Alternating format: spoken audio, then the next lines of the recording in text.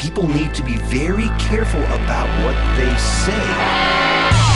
Condoleezza Rice, our Secretary of State, saying, quote, "It's appalling that this story got out." You know, there's nothing wrong with desecrating the Quran. There's nothing wrong with torturing prisoners. There's nothing wrong with this nutty business of sequestering people in Cuba on a failed attempt to get Osama. That's all right.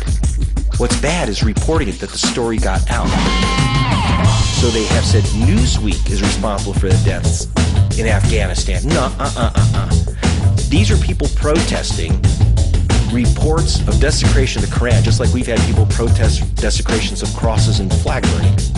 And they were shot down by Afghan police under the U.S. occupation. To me, that's the story.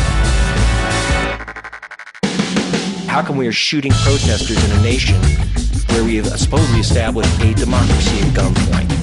What's left is the gunpoint, not the democracy. That's a story that's not covered, okay? Well, I mean, I do something called investigative reporting. I do it for BBC television out of Britain, and for the Guardian papers there. But in America, we don't have investigative reporting to any extent. I mean, it must be against Patriot Act 3 or something. So now we have to be very careful about what we say in America, what we as reporters say.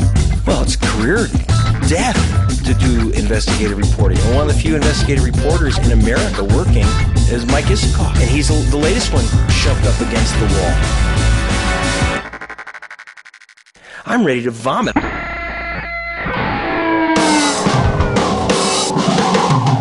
After I wrote about the hit list, what were called caging lists by the Republican Party, the New York Times called me up and said, "We're running a story on, these stories about Bush not really winning the election. And so we're asking you, first question is, are you a conspiracy nut? And the second question is, are you a sore loser?" And there was no third question. That was it. And on the front page of the New York Times the next day, it said, "Internet theories of Bush loss easily debunked." That's what the questioning of the Bush victory was all about, just some nuts on the internet. And that's what happened.